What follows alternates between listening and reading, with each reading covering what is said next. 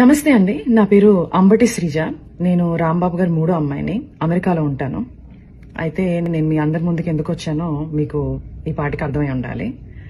మా ఇంటి మీద 3 రోజుల క్రితం పెద్ద దాడి జరిగింది. అయితే ఈ దాడి ఎలా మొదలైంది? రాంబాబు గారు గుడికెళ్ళి తిరిగి ఇంటికి వస్తుంటే కొంతమంది టీడీపీ వాళ్ళు కర్రలు పట్టుకుని రాళ్లు పట్టుకుని ఫిజికల్ అటాక్ కి వస్తూ థ్రెటన్ చేస్తూ ఆయన రెచ్చగొట్టే ప్రయత్నం జరిగింది. కొంత బూతు పదజాలం వాడుతూ ఒక మహిళ. అన్ఫార్చునేట్ గా దురదృష్టవశాత్తు రాంబాబు గారు అదే మాటని తిరిగి అనేశారు.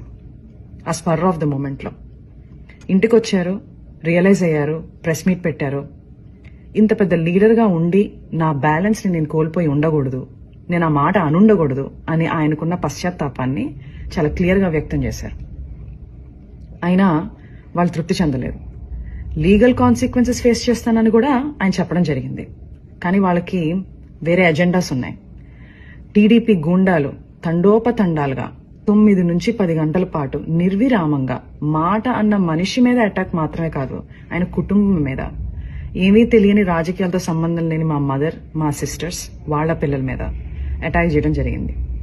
అటాక్ చేస్తూ వాళ్ళు కుల ప్రస్తావన కూడా తీసుకుని వచ్చారు. కాపు ఎల్ డాష్ ఇలాంటి మాటలు మాట్లాడుతూ అటాక్ చేయడం జరిగింది. అయితే నాకు షాకింగ్ విషయం ఏంటంటే ఇదంతా కూడా ఎగ్జిక్యూట్ చేసింది, ఇంప్లిమెంట్ చేసింది ఎవరయ్యా అంటే ఒక డాక్టర్, సెంట్రల్ మినిస్టర్.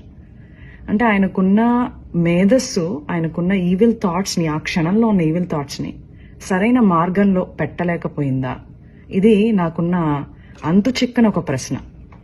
అక్కడితో వాళ్ళు ఆగలేదు. రాంబాబు గారిని అరెస్ట్ చేశారు. ఏమని చెప్పి అరెస్ట్ చేశారు? మీకు భద్రత లేదు బయట ఉంటే అని చెప్పి అరెస్ట్ చేశారు. అరెస్ట్ చేసి చాలా కన్వీనియంట్ గా 4 గోళ్ల మధ్యలో బంధించి కాళ్ళు చేతులు పట్టుకుని ఫిజికల్ గా హెరాస్ చేయడం జరిగింది. ఆయన ఒక ఎక్స్ మినిస్టర్. సరే, మీకు ఆ గౌరవం ఇవ్వడం ఇష్టం లేదు. ఆయన ఒక సీనియర్ సిటిజన్, 65 నుంచి 70 ఏళ్ల మధ్యలో ఉంటుంది ఆయన వయసు. అయినా కూడా వాళ్ళకి గౌరవం ఇవ్వాలని లేదు. రాక్షసానందం పొందారు.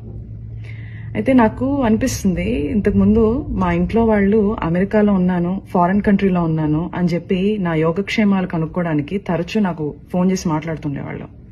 ఇప్పుడు ఆపోజిట్ అయిపోయింది సిచ్యుయేషన్. అయితే రోజులన్నీ ఒకటిలా ఉండవు. నిన్నటి రోజు ఈ రోజు ఉండదు, ఈ రోజు రేపు రాదు. 4 రోజుల క్రితం మా ఇంటికి ఎంతమంది అయితే జనాలు వచ్చారో అంతకు 10 మంది ఈ రోజు రావడం జరిగింది, ప్రేమాభిమానాలతో. ఆ రోజు మా ఇంట్లో కిటికీలు, అద్దాలు, తలుపులు పగిలిపోయాయి. ఈ రోజు ఏకంగా గోడలే పగిలిపోయినాయి. శ్రీ వైఎస్ జగన్మోహన్ రెడ్డి గారు మా ఇంటికి రావడం జరిగింది. కూర్చుని చాలా వివరంగా మా అమ్మగారితో, మా అక్కలతో జరిగిన సంఘటనల గురించి మాట్లాడటం, మా బాధని షేర్ చేసుకోవడం, మాకు ఒక అండగా నిలబడటం జరిగింది. చాలా సంతోషంగా ఉంది. ఇవన్నీ చూస్తుంటే నాకు మా నాన్నగారు అనే మాటలు గుర్తొస్తున్నాయి.